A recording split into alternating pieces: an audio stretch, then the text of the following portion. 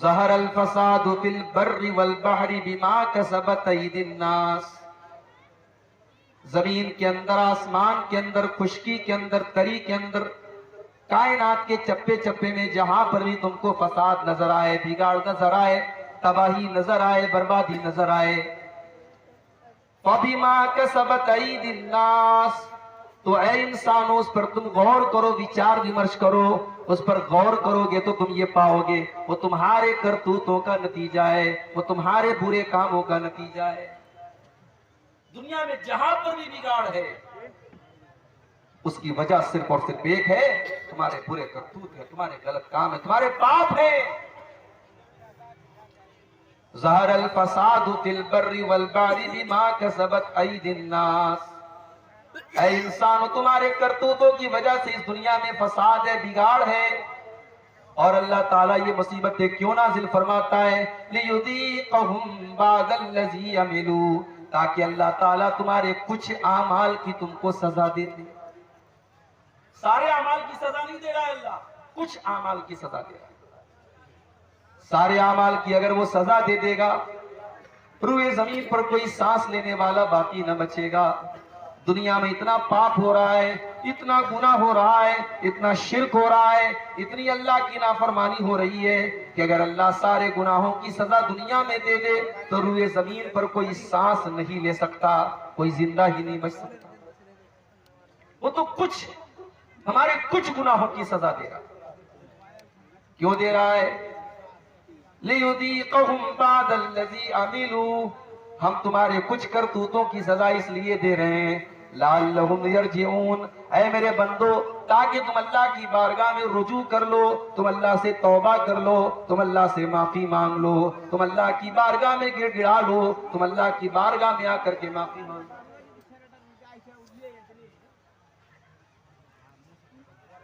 مگر آپ غور کیجئے، کورونا کی مصیبت آئی، ایک ایک محلے سے، ایک ایک گاؤں سے 20-20 جنازے نکلے۔ رمضان کا مہینہ تھا،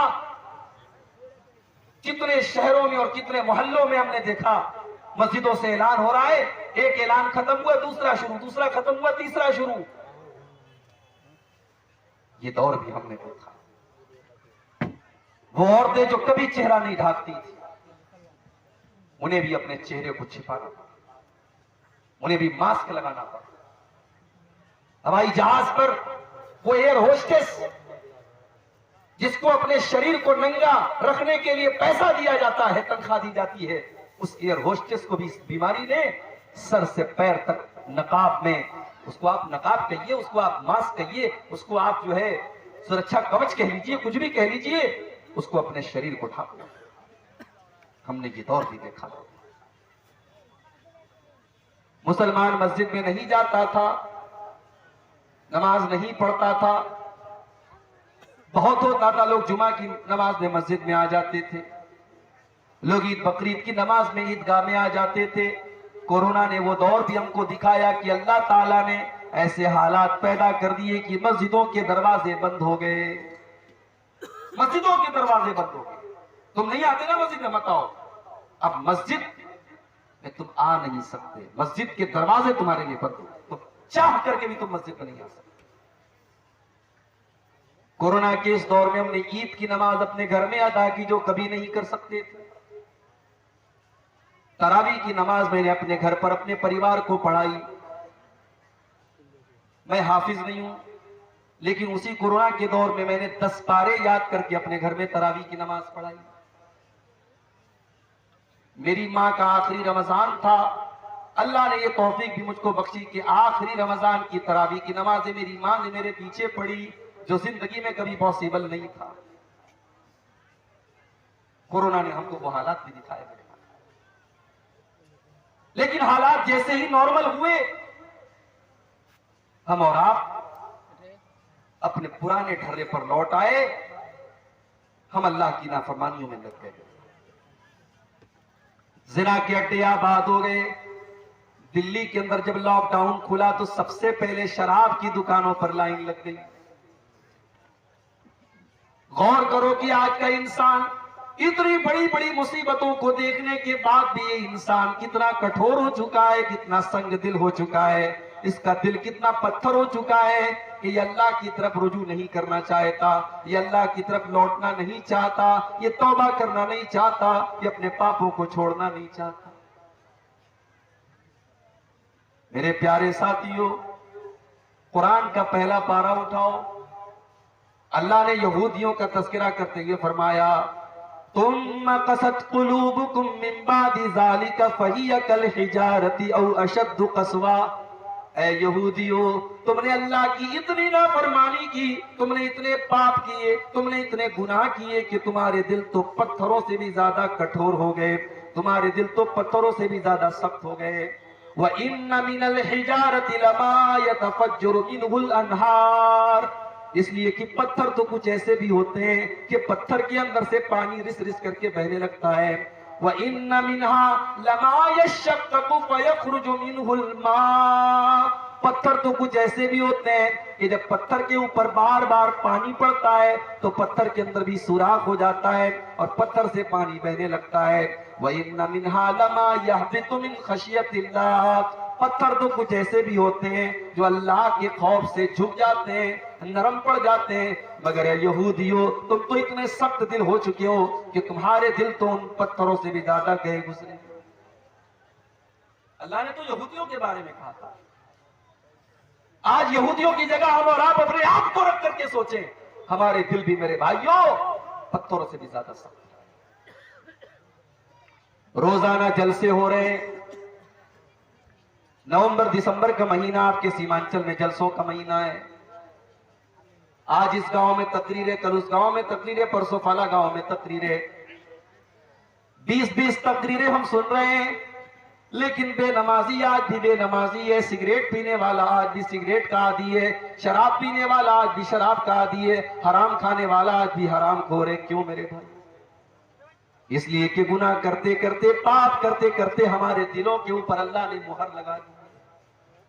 اللہ کے پیارے نبی فرماتے ہیں ان العبد اذا اخطا خطیئۃ، جب بندہ کوئی گناہ کا کام کرتا ہے، جب بندہ کوئی پاپ کرتا ہے، نکتت فی قلبہ نقطۃ سوداء، تو اللہ تعالیٰ اس کے دل کے اوپر ایک کالے رنگ کا دھبا ڈال دیتا ہے، ایک بلیک کلر کا، ایک کالے رنگ کا پوائنٹ اور دھبا اس کے دل کے اوپر ڈال دیا جاتا ہے۔ اگر بندہ توبہ کر لیتا ہے وہ دھبا مٹا دیا جاتا ہے، لیکن اگر بندہ بار بار اسی گناہ کو کرتا ہے، بار بار اللہ کو ناراض کرتا ہے، بار بار وہ غلط کام کرتا ہے، تو وہ کالے رنگ کے دھبے اس کے دل کے اوپر بڑھتے چلے جاتے ہیں، حتیٰ تعلو قلبہ، یہاں تک کہ پورا کا پورا دل کالا ہو جاتا ہے۔ اور جب دل کالا ہو جاتا ہے، اللہ کے پیارے نبی فرماتے ہیں فَذَلِكَ الرَّانُ، تو دل کے اوپر ایک غلاف چڑھ جاتا ہے، ایک پردہ چڑھ جاتا ہے، اور اسی پردے کا ذکر اللہ نے قرآن میں کیا کَلَّا بَلْ رَانَ عَلَىٰ قُلُوبِهِمْ مَا كَانُوا يَكْسِبُونَ،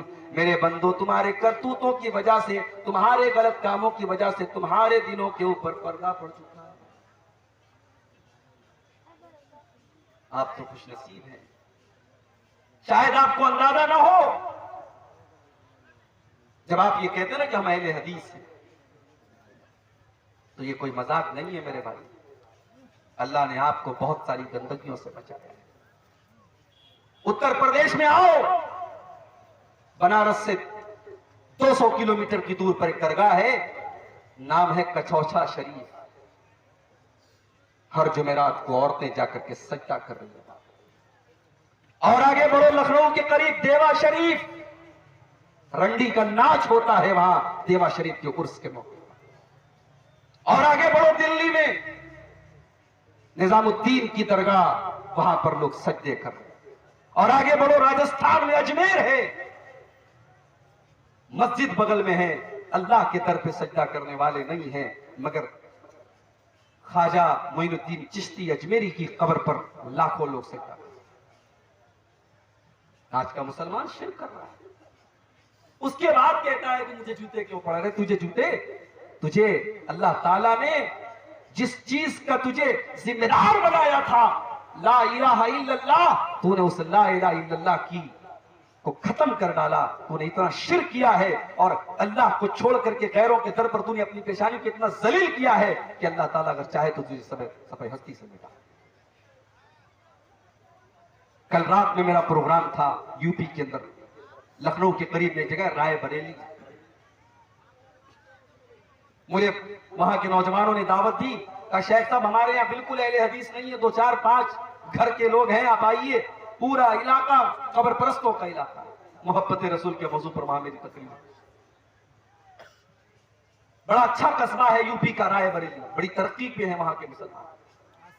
مسلمان تو ہیں، کون سے مسلمان ہیں اللہ کو چھوڑ کر کے غیروں کے گھر پہ سر جھکا. دیپاولی کا تہوار آیا، ہمارے کتنے مسلمان غیر مسلموں کو مبارکباد بھی دے رہے تھے اور بڑے بڑے بینر لگا رہے تھے. اسی بہار میں سیوان میں ایک جگہ میں نے دیکھا بینر لگا تھا، کوئی مسلمان دکاندار اپنے غیر مسلم بھائیوں کو دیوالی کی مبارکباد دے رہا تھا اور بینر پہ لکھا تھا ماں لکشمی آپ پر کرپا کرے. یعنی مسلمان کو یہ بھی پتا نہیں ہے کہ توحید کا مطلب کیا ہے اور شرک کا مطلب کیا ہے اور کون سی چیز ایسی ہے جو اس کی توحید کو برباد کر دیتا. کچھ بے شرم مسلمان ہیں کہتے ہیں ارے ہم تو بسم اللہ پڑھ کے سب کھا لیتے ہیں. غیر اللہ کے نام پر کوئی مرغا ذبح کیا گیا، غیر اللہ کے نام پر بکرا ذبح کیا گیا، غیر اللہ کے در پہ چڑھائی گئی مٹھائی آئی، یہ بے شرم بسم اللہ پڑھ کے کھا لیتا ہے. کل کو سور کا گوشت تیرے سامنے آئے گا تو بسم اللہ پڑھ کے کھا لے گا. کل کو شراب تیرے سامنے پیش کی جائے گی تو بسم اللہ پڑھ کے پی لے گا. جتنی حرام شراب ہے اور جتنا حرام سور کا گوشت ہے اتنا ہی حرام ایک مسلمان کے لیے وہ چیز ہے میرے بھائیوں جس چیز پر غیر اللہ کا نام نہیں جانتے ہمارے مسلمان. آج کل بڑا میڈیا میں ایک معاملہ چل رہا ہے دلی کے اندر. ایک مسلمان لڑکے نے غیر مسلم لڑکی کے ساتھ لیو ان ریلیشن شپ میں رہتے. اب یہ بھی چل رہا ہے سماج، شادی کے بغیر لڑکا لڑکی رہ رہے، سماج کو کوئی اعتراض نہیں ہے، سماج اس کو برداشت کر رہا ہے. یہ نیا بھارت ہے، یہ آدھنک بھارت ہے، یہ ماڈرن بھارت ہے. میرا اسلام تو یہ کہتا ہے تم نکاح کر رہے ہو، تم شادی کر رہے ہو. مولوی صاحب بھی آگے انہوں نے نکاح بھی پڑھا دیا، لیکن آپ کا مقصد گھر بسانا نہیں ہے، آپ کا مقصد صرف اپنی شہوت کو پوری کرنا ہے. تو قرآن کہتا ہے کہ ایسا نکاح کرنا جائز نہیں ہے. محسنین غیر مسافحین، نکاح کا مقصد گھر بسانا ہے، پریوار بسانا ہے، صرف اپنی شہوت کو اور اپنی سیکسول ڈیزائر کو پورا کرنا نہیں ہے. بھئی انسان اور جانور میں کچھ تو فرق ہونا چاہیے. یعنی اسلام اس بات کی بھی اجازت نہیں دیتا کہ آپ نکاح کریں اس مقصد کے تحت کہ ہم صرف اپنی خواہش پوری کریں. نہیں، آپ کو گھر بسانا ہے، آپ کو بیوی کا حق ادا کرنا ہے. وہ اسلام جو نکاح کے معاملے میں اتنی پابندی لگاتا ہے، کیا وہ اسلام اس بات کی اجازت دے دے گا کہ لڑکا لڑکی بغیر شادی کے لیو ان ریلیشن شپ میں رہے؟ کھلی ہوئی زناکاری ہے. اور آفتاب نام کا وہ لڑکا شردا نام کی ایک لڑکی کے ساتھ رہتا تھا. سوال یہ نہیں ہے کہ شردا کے گھر والوں کو اعتراض تھا کہ نہیں تھا، سوال یہ ہے کہ آفتاب کے گھر والوں کو اعتراض کیوں نہیں.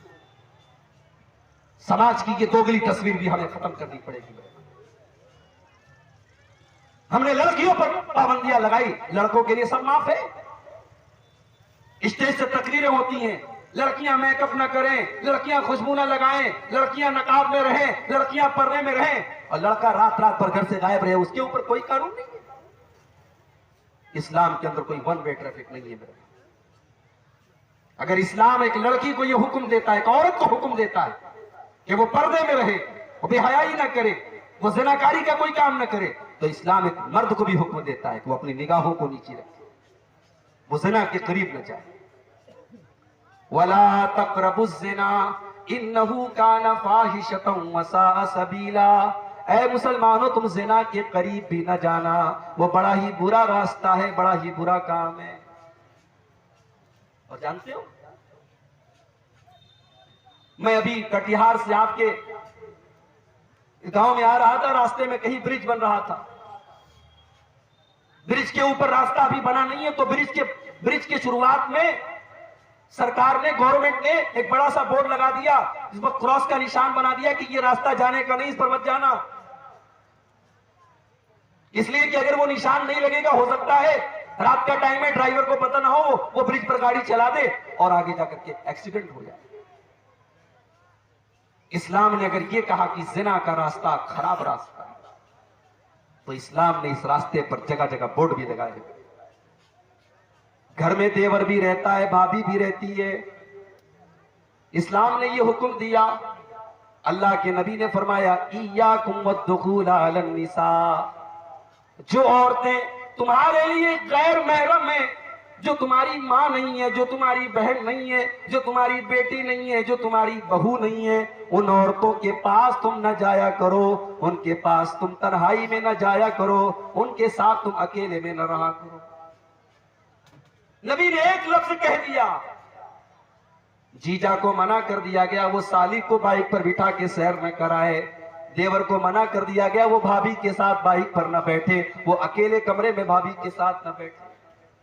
یہ تو ہمارے انڈیا کا کلچر ہے، بھابھی ماں سمان ہوتی ہے. اسلام کی نظر میں بھابھی ماں سمان نہیں ہوتی. اسلام کی نظر میں بھائی کے مرنے کے بعد چھوٹا بھائی اپنی بھابھی سے شادی بھی کر سکتا ہے، بھائی کے طلاق کے بعد شادی کر سکتا ہے. وہ آپ کے لیے غیر محرم ہے، محرم نہیں ہے وہ آپ کے لیے. پردہ ہے، آپ لمٹ ہونی چاہیے آپ کے اس کے. اسلام نے زناکاری کے راستے میں میرے بھائیوں بڑے بڑے بورڈ لگا دیے. خالہ کا لڑکا اور خالہ کی لڑکی آپس میں غیر محرم میں، خالہ کی لڑکی اپنے خالہ زاد بھائی سے لمٹ میں رہے، حد میں رہے، اس سے پردہ کرے. پھوپھی کی لڑکی، چاچا کی لڑکی، بڑے ابو کی لڑکی، یہ تمام کے تمام رشتے غیر محرم ہیں. آج ہمارے سماج میں ان رشتوں کو کوئی غیر محرم نہیں سمجھتا.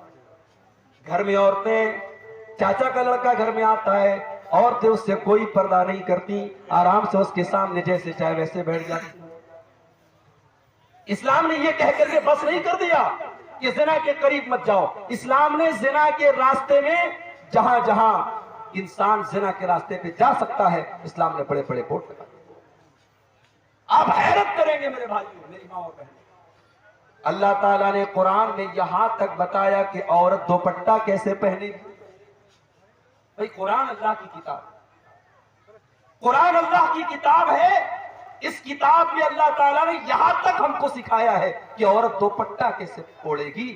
گھر کے اندر اپنے سسر کے سامنے، اپنے جیٹھ کے سامنے، اپنے دیور کے سامنے، اپنے بھائی کے سامنے، اپنے رشتہ داروں کے سامنے وہ دوپٹہ کیسے پہنے. گھر کے اندر، گھر کے باہر دو نقاب میں رہے. فرمایا وَلْيَضْرِبْنَ بِخُمُرِهِنَّ عَلَى جُيُوبِهِنَّ، اے مسلمان عورتوں تم اپنے دوپٹوں کو اپنے سینے پر رکھا کرو. دوپٹہ کندھے پر رکھنے کے لیے نہیں ہے، دوپٹہ گلے میں ڈالنے کے لیے نہیں ہے، اپنے دوپٹوں کو اپنے سینے پر، اپنے گریبان پر رکھا. یہ نہیں کہ چلو ہمارا بھائی تو ہے، ہمارے سسر ہیں تو کیا ہوگا. مسلمان عورت کا دوپٹہ اس کے گریبان پر ہو. یہاں تک بتایا اللہ نے قرآن میں کہ اگر ایک عورت کو کسی غیر محرم مرد سے اگر بات کرنے کی ضرورت پڑ جائے تو بات کیسے کرے. اللہ نے فرمایا قرآن کے 22ویں پارے میں فَلَا تَخْضَعْنَ بِالْقَوْلِ فَيَطْمَعَ الَّذِي فِي قَلْبِهِ مَرَضٌ وَقُلْنَ قَوْلًا مَعْرُوفًا. اے مسلمان عورتوں جب تمہیں کسی غیر مرد سے بات کرنے کی نوبت آ جائے اور بات کرنے کی ضرورت پڑ جائے تو تم اپنی آواز میں نرمی پیدا نہ کرو، اپنی آواز میں لچک نہ پیدا کرو، تم اپنی آواز میں کڑک انداز پیدا کرو، تم سختی کے ساتھ بات کرو. سامنے والے کو یہ نہ لگے یہ مجھ کو لائن دے رہی ہے، سامنے والے کو یہ نہ لگے کہ یہ مجھے سگنل دے رہی ہے. سامنے والے کی امیدوں کو توڑ دو. تم سختی سے بات کرو، تم نرمی سے بات نہ کرو. آج کل یہ بھی چل رہا ہے. فیس بک والی دینی بہن، لڑکی نے پوسٹ ڈالی، کوئی قرآن کی آیت لکھی، لڑکوں کی لائن لگ گئی. ماشاء اللہ، سبحان اللہ. کیا ایسا؟ ارے یہ ہماری دینی بہن ہے. اب یہ دینی بہن جو رہتی ہے پھر وہ فیس بک کے میسنجر پر آتی ہے، پھر وہاں پہ چیٹنگ ہوتی ہے، پھر چیٹنگ کے بعد ملاقات ہوتی ہے. یہ زناکاری تک پہنچانے والے راستے ہیں میرے پیارے ساتھیوں. اسلام نے ان راستوں کو بند کیا ہے. آپ کی کوئی دینی بہن نہیں. ویسے تو سارے انسان آپس میں ایک دوسرے کے بھائی ہیں, سب آدم کی اولاد ہے, سب حوا کی اولاد ہے. آپ کی بہن صرف آپ کی سگی بہن ہے جو آپ کی ماں کے پیٹ سے پیدا ہوئی ہے, یا آپ کی رضائی بہن ہے جس نے آپ کے ساتھ دودھ میں جو شریک ہوئی ہے. جس عورت کا دودھ آپ نے پیا ہے اس لڑکی نے بھی پیا, وہ آپ کی بہن ہے اور آپ کی سگی بہن ہے. باقی دنیا میں کوئی بہن نہیں ہے آپ کی. اس سے آپ کو پردہ, اس لڑکی کو آپ سے پردہ کرنا ہے اور آپ کو اس سے دور رہنا. تو آفتاب نے اور شردا نے لیو ان ریلیشن شپ میں وہ زندگی گزار رہے. اب کیا معاملہ ہوا اللہ عالم. میڈیا میں خبر, آپ میڈیا کو تو مسالہ ملنا چاہیے تھا. مسلمان لڑکے کا نام مسلمان ہے, لڑکی کا ہندو ہے, اتنا کافی ہے میڈیا کے. اس نے 28 ٹکڑے کیے تھے اپنی محبوبہ کے, اس کی لاش کے 28 ٹکڑے کیے اور اس کو فریز میں رکھا. اب میڈیا والوں کو نفرت پھیلانے کا ایک موقع مل گیا کہ مسلمان تو ایسے اٹھتے ہیں. میرے بھائیوں, یہ حالات کیوں ہیں؟ عشق اور محبت کے نام پر آپ اپنی پوری کمیونٹی اور پوری قوم کو تباہی کے گڈھے کی طرف کیوں ڈال رہے ہیں؟ اسلام میں کوئی عشق نہیں ہے, اسلام میں محبت ہے. اور یہ محبت بھی کون سی محبت ہے؟ جو نکاح کے بعد ہوتی ہے. اسلام میں نکاح کے بعد محبت ہوتی ہے, محبت کے بعد نکاح نہیں ہوتا. اسلام میں لو میرج نہیں. اسلام کا یہ طریقہ ہی نہیں ہے کہ پہلے لڑکی کو پسند کرو پھر نکاح کرو. اسلام یہ کہتا ہے رشتہ دیکھو, لڑکی پسند آ جائے نکاح کرو, محبت کر کے نکاح کرو. یہ اسلام کا کانسیپٹ نہیں. اسلام میں لو میرج نہیں.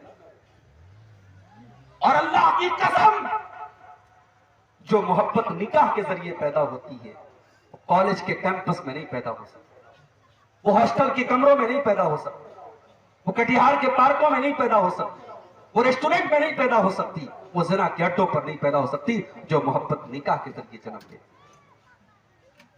جانتے ہو نکاح والی محبت کیسی ہوتی ہے؟ 60 سال کا بوڑھا ہے, 50 سال کی بڑھیا ہے. نہ بڑھیا کے اندر اب کوئی خوبصورتی بچی ہے, نہ بڈھے کے اندر اب کوئی طاقت بچی ہے, لیکن بڑھیا کو کھانسی آتی ہے تو بوڑھا بے چین ہو جاتا ہے. بوڑھے کے پیٹ میں درد ہوتا ہے, بڑھیا بے چین ہو جاتی ہے. بڑھیا 2 دن کے لیے مائکے چلی جاتی ہے, بوڑھے کو رات میں نیند نہیں آتی. بوڑھے کے سر میں رات میں درد ہوتا ہے, بڑھیا اپنی نیند قربان کر کے اپنے شوہر کے سر کو دباتی ہے. یہ پیار ہے میرے بھائی, یہ ٹرو لو ہے, یہ محبت ہے. یہ محبت کس نے پیدا کی؟ اللہ نے محبت. وَمِنْ آيَاتِهِ أَنْ خَلَقَ لَكُم مِّنْ أَنفُسِكُمْ أَزْوَاجًا لِتَسْكُنُوا إِلَيْهَا وَجَعَلَ بَيْنَكُمْ مَوَدَّةً وَرَحْمَةً. میرے بندو, اللہ کی بہت بڑی نشانی یہ بھی ہے, اس نے تمہارے لیے تمہارے جوڑے بنائے, اس نے تمہارے لیے تمہاری بیویوں کو بنایا تاکہ تم ان سے سکون حاصل کرو. وَجَعَلَ بَيْنَكُمْ مَوَدَّةً وَرَحْمَةً. اور اللہ نے میاں بیوی کے درمیان محبت ڈال دی, رحمت ڈال دی. اللہ نے شوہر اور بیوی کے درمیان محبت پیدا کی. لڑکا لڑکی کو نہیں جانتا, اس نے کبھی شکل بھی شادی کے پہلے نہیں دیکھی تھی. اس کے ماں باپ گئے, لڑکی کو پسند کیا, نکاح ہو گیا. مولوی صاحب نے اللہ کا قرآن پڑھا, کلام پڑھا, نکاح ہو گیا. دونوں میں اتنی محبت ہو گئی کہ لڑکا اگر پردیس میں جانے لگتا ہے, لڑکی کی آنکھوں سے آنسو بہنے لگتے ہیں, وہ اپنے شوہر کی جدائی برداشت نہیں کر پاتی. اللہ نے فرمایا یہ محبت پیدا کرنے والے ہم ہیں. میرے بندو, یہ سچی محبت ہے, یہ سچا پیار ہے جو اس کے دل میں ہم نے ڈالا ہے, جو شوہر کے دل میں بیوی کے لیے ہم نے ڈالا, جو بیوی کے دل میں شوہر کے لیے ہم نے ڈالا. آج ہمارا نوجوان زنا کے اڈوں کی طرف جا رہا ہے. مسلمان لڑکیاں آج غیروں کے ساتھ بھاگ رہی ہیں, مرتد ہو رہی ہیں. میرے پیارے ساتھی, آج سب سے پہلے اپنے ایمان کی قدر کرو, اپنے ایمان کی اہمیت کو سمجھو, اپنی توحید کی اہمیت کو سمجھو. اپنے سر کو اللہ کے علاوہ کسی اور کے در پہ نہ جھکاؤ.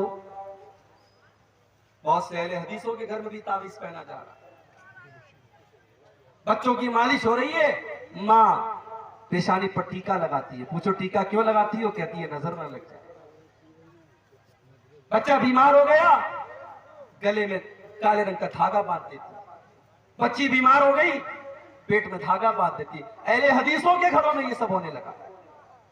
معاف کیجئے گا، اگر توحید میں کمی ہے، اگر توحید گڑبڑ ہے تو ہمیں اور آپ کو اپنے آپ کو اہل حدیث کہنے کا کوئی حق نہیں.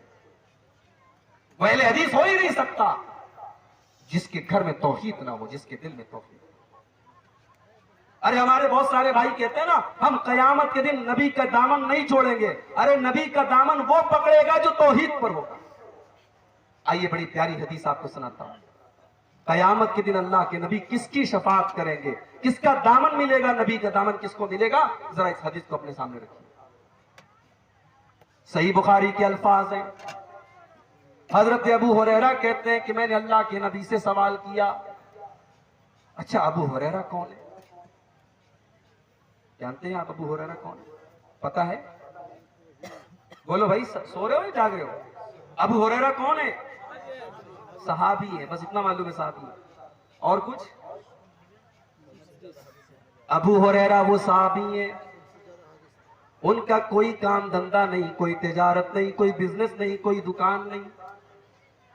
ان کا بس ایک ہی کام ہے، وہ 24 گھنٹے نبی کے دروازے پر رہتے ہیں، نبی کے ساتھ رہتے ہیں، نبی کی باتوں کو نوٹ کرتے ہیں، نبی کی حدیثوں کو نوٹ کرتے ہیں، ان کو سنتے اور یاد کرتے ہیں. آج 1 گھنٹے کی تقریر ہم کو آپ کے سامنے کرنی ہے تو ہم موبائل کا سہارا لیتے ہیں. کوئی حدیث پڑھنی ہے سرچ کرتے ہیں کہ حدیث ایک بار ریپیٹ کر لوں، حدیث صحیح ہے کہ نہیں، صحیح پڑھ رہا ہوں کہ نہیں پڑھ رہا ہوں.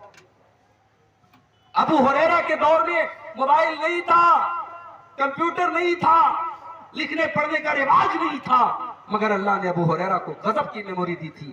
5274 حدیثوں کو ابو ہریرہ نے یاد کیا.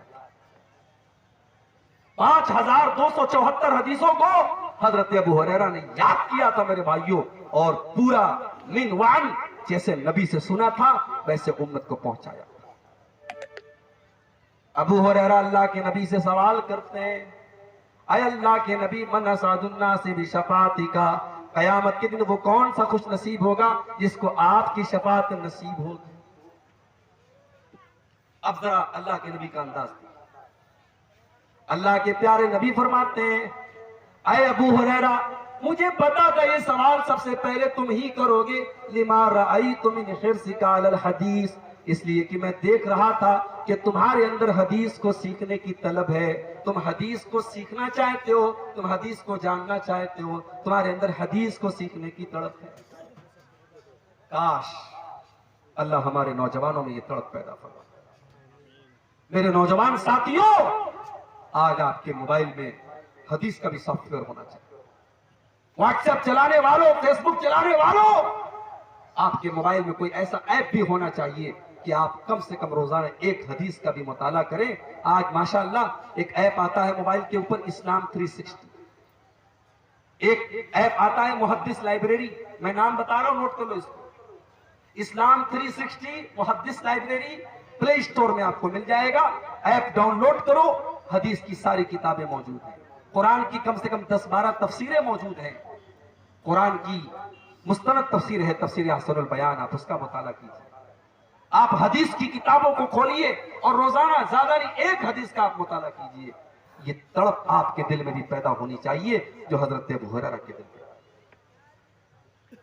اللہ کے نبی نے فرمایا، اے ابو ہریرہ، اسعد الناس بشفاعت یوم القیامت من قال لا الہ الا اللہ خالصا من قبل نفسہ. اے ابو ہریرہ، کل قیامت کے دن وہ خوش نصیب انسان جس کو میری شفاعت ملے گی، یہ وہ انسان ہوگا جس نے دل سے لا الہ الا اللہ کہا ہوگا، جو توحید پر رہا ہوگا، جس نے اپنے آپ کو شرک سے بچایا ہوگا، جو شرک کے بغیر دنیا سے گیا ہوگا. تو مشرک کو میرے بھائی نبی کا دامن بھی نصیب نہیں ہے. مگر آج کا مسلمان کیا کر رہا ہے؟ کرے غیر گر بت کی پوجا تو کافر، کرے غیر گر بت کی پوجا تو کافر، کواکب میں مانے کرشمہ تو کافر، جھکے آگ پر بہر سجدہ تو کافر، جو ٹھہرائے بیٹا خدا کا تو کافر، مگر مومنوں پر کشادہ ہے راہیں پرستش کرے شوق سے جس کی چاہے نبی کو جو چاہے خدا کر دکھائیں اماموں کا رتبہ نبی سے بڑھائیں مزاروں پہ جا جا کے نظریں چڑھائیں شہیدوں سے جا جا کے مانگے دعائیں نہ توحید میں کچھ فرق اس سے آوے نہ اسلام بگڑے نہ ایمان جاوے. یہ ایمان کیسا ایمان ہے میرے بھائی؟ کہ آج مسلمان مزاروں پہ جا کے سجدہ کر. یہ مہینہ آیا ربیع الثانی کا، اس مہینے میں بڑے پیر صاحب کے نام کا بکرا ذبح ہوتا ہے، ان کے نام کی 11ویں ہوتی ہے. تو اس امت کی سب سے بڑی پرابلم شرک ہے. اور آگے بڑھنا ہے. آج یہ امت ذلیل ہے، پریشان ہے، خار ہے. کیوں؟ کیونکہ اس امت نے اپنے آپ کو قرآن سے دور کر دیا. وہ قرآن کے جس کے بارے میں اللہ نے فرمایا لو انزلنا هذا القرآن على جبل لرأيته خاشعا متصدعا من خشية الله. اگر ہم نے اس قرآن کو کسی پہاڑ کے اوپر بھی اتارا ہوتا تو پہاڑ بھی اللہ کے خوف سے چور چور ہو جاتا. اے انسانوں، تمہارے دل کی کیا اوقات ہے؟ تمہارا دل تو معمولی سا دل ہے. اس قرآن کو ہم نے کسی پہاڑ پر بھی اتارا ہوتا تو پہاڑ بھی اللہ کے خوف سے چور چور ہو جاتا. آج قرآن پڑھا جا رہا ہے، ہمارے دل کے اوپر کوئی اثر نہیں ہو رہا. یہاں تو قرآن پڑھا جاتا تھا، اللہ کے پیارے نبی جب نماز میں قرآن پڑھتے تھے صحابہ رونے لگتے تھے. صحابہ کبھی کبھی قرآن پڑھتے تھے، اللہ کے پیارے نبی کی آنکھوں سے آنسو بہنے لگتے تھے. قرآن کو سن کر کے جنات ایمان لے آئے. او لوگو، آج وہی قرآن ہمارے سامنے پڑھا جا رہا ہے، ہمارے دلوں کے اوپر کوئی اثر کیوں نہیں ہو رہا؟ قرآن فضیل ابن عیاض کو دیکھو، اپنے زمانے کا بہت بڑا ڈاکو ہے. ڈاکہ ڈالنے کے لیے مکان کی چھت پر کودتا ہے، رات کا سناٹا ہے، اللہ کا کوئی بندہ قرآن کی تلاوت کر رہا ہے اور قرآن پڑھتے پڑھتے 27ویں پارے کی سورہ حدید کی 26ویں پارے کی سورہ حدید کی آیت پڑھتا ہے الم یان للذین آمنوا ان تخشع قلوبہم لذکر اللہ. اے ایمان والو، کیا ابھی وہ ٹائم نہیں آیا کہ اللہ کا کلام سن کر کے تمہارے دل پگھل جائیں؟ اے ایمان والو، کیا اب بھی تم نہیں سدھرو گے؟ کیا تم اب بھی توبہ نہیں کرو گے؟ جب فضیل ابن عیاض کے کانوں میں قرآن کی یہ آیت پڑھی، فضیل ابن عیاض نے فوراً اللہ کی بارگاہ میں توبہ کی اور کہا کہ اے اللہ، وہ سمے آ چکا ہے، وہ وقت آ چکا ہے. اے اللہ، میں تیری بارگاہ میں سچی توبہ کرتا ہوں. اور اس دن کے بعد سے فضیل ابن عیاض نے ڈاکہ ڈالنا بند کر دیا اور اتنے بڑے عابد بن گئے کہ اپنے زمانے کے سب سے بڑے اللہ والوں میں ان کا شمار ہونے لگا اور خانے کعبہ کا 24 گھنٹے خانے کعبہ کے پاس وہ زندگی گزارنے لگے. قرآن کی ایک آیت دل کی دنیا بدل دیتی. مگر ہمارا نوجوان، اس بیچارے کو تو گانے میں مزہ آتا ہے، اس کو میوزک میں مزہ آتا ہے. وہ ایئر فون لگا کر کے کانوں میں بائک بھی چلا رہا ہے تو گانا سن رہا ہے، کار میں بیٹھا ہے تو کار میں بھی گانا بجا رہا ہے. اس کو میوزک میں سکون ملتا ہے. الا بذکر اللہ تطمئن القلوب. میرے بندو، تم اللہ کو یاد کیا کرو، اللہ کا ذکر کیا کرو. اللہ کے ذکر سے دلوں کو سکون ملتا ہے. اور جس دل کو گانے سے سکون ملے، جس دل کو میوزک سے سکون ملے، سمجھ جاؤ کہ وہ دل مردہ ہو چکا ہے. اس دل کی جنازے کی نماز پڑھ لو، وہ دل مردہ ہو چکا ہے. دل اگر زندہ ہے تو اس کو قرآن کے ذریعے سکون ملے. آج ہمارا نوجوان قرآن نہیں پڑھتا، قرآن نہیں سنتا. کسی اچھے قاری کی آواز میں قرآن پڑھو.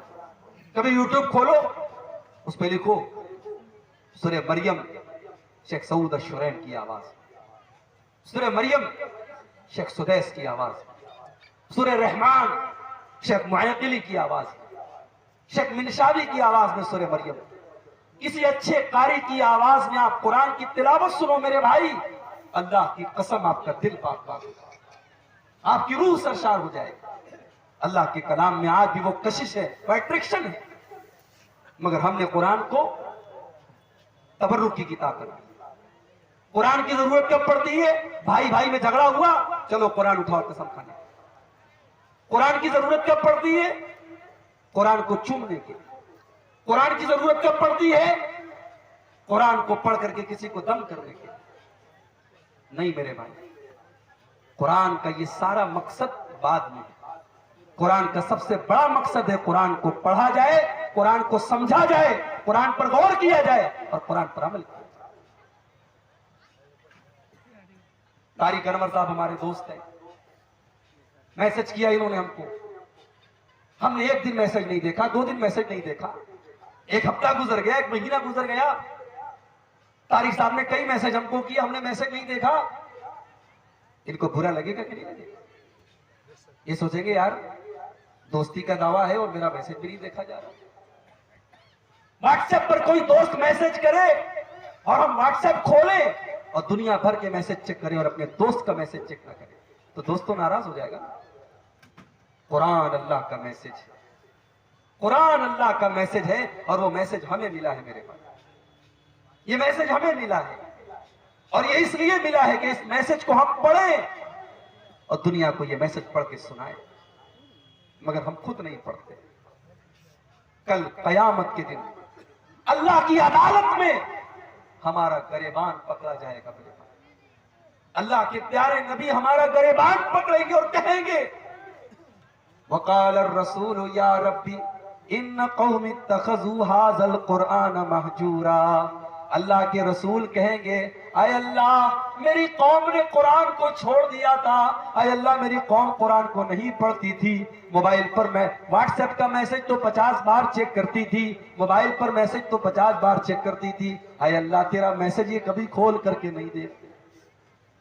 آدھا گھنٹہ کی صبح دکان کھولنے جاتے ہو, آدھا گھنٹہ بیٹھ کے تلاوت کرو. صبح نوکری پہ جا رہے ہو, جانے کے پہلے 15 منٹ قرآن کی تلاوت کرنے لگے. دن بھر فرصت نہیں ملتی, رات میں آؤ کھانا کھاؤ. آج تو موبائل پر بھی قرآن موجود ہے, موبائل پر 10 منٹ کے ٹائم نکالو, تھوڑا سا قرآن پڑھ دو, تھوڑا سا ترجمہ پڑھ دو. وَلَقَدْ يَسَّرْنَا الْقُرْآنَ لِلذِّكْرِ فَهَلْ مِن مُدَّكِرٍ. ہم نے اس قرآن کو آسان بنایا ہے یاد کرنے کے لیے, ہم نے اس قرآن کو آسان بنایا ہے نصیحت حاصل کرنے کے لیے, ہم نے اس قرآن کو آسان بنایا ہے سمجھنے کے لیے. فَهَلْ مِن مُدَّكِرٍ. کیا ہے کوئی قرآن کو سمجھنے والا, کیا ہے کوئی قرآن سے سبق حاصل کرنے والا؟ تو یہ امت قرآن سے دور, یہ امت نماز سے بھی دور ہے. مسجد کے لیے جلسہ ہو رہا ہے, مسجد بن بھی جائے گی انشاءاللہ, مگر آج مسجدوں کا حال کیا ہے؟ جلسے میں آ رہے ہیں 1000 لوگ, فجر تک سب گاؤں میں رہتے بھی ہیں, لیکن فجر کی نماز میں کتنے لوگ ملیں گے؟ 20 لوگ, 25 لوگ, 10 لوگ, 15. حی علی الصلاۃ کی آواز آ رہی ہے, مسلمان کا کاروبار نہیں بند ہو رہا ہے. سعودی عرب میں بہت کچھ بدل رہا ہے, مگر ایک چیز نہیں بدلی ہے وہاں. لوگوں کو سعودی عرب کی برائیاں نظر آتی ہیں, برائیاں کہاں نہیں ہیں میرے بھائی. دنیا بدل رہی ہے, سعودی عرب بھی بدل رہا ہے, مگر ایک چیز آج بھی سعودی عرب کے, آج سے 5 سال پہلے جب مجھے سعودی عرب جانے کا موقع ملا 2017 میں, مدینہ کے اندر مسجد نبوی سے واکنگ ڈسٹنس پر تھوڑی دور پر ایک دکان پر میں نقاب خرید رہا تھا. میری اہلیہ نے فون کیا تھا نقاب لینا ہے, نقاب لے رہا تھا. نقاب میں پسند بھی کر چکا تھا, ریٹ بھی طے ہو چکا تھا. مسجد نبوی سے کے لاؤڈ اسپیکر سے اذان کی آواز آنے لگی, اللہ اکبر اذان کی آواز. دکاندار نے فوراً کہا بھائی صاحب نماز کے بعد. میں نے کہا یار 5 منٹ کا کام ہے, نقاب پسند ہو چکا ہے, پیسہ دیتا ہوں میں, سودا طے ہو چکا ہے, لے لو. اس نے کہا نہیں, اذان ہو گئی ہے, اب میں سودا نہیں کر سکتا, اب کوئی ٹرانزیکشن نہیں کر سکتا, اذان ہو چکی ہے, اب آپ جائیے نماز پڑھ کے آئیے, میں ملوں گا. اللہ کی قسم میرا دل پاک پاک, مجھے لگا کہ اسلام ابھی زندہ ہے, ایمان ابھی زندہ ہے. یہی ہونا چاہیے میرے بھائی. آپ کی تجارت, آپ کا کاروبار, آپ کی دکان, آپ کی بزنس اللہ کے ذکر سے بڑا نہیں ہے, نماز سے بڑا نہیں. آج ہم لوگ اپنے کاروبار کو بنیاد بنا کے نماز سے دور ہیں.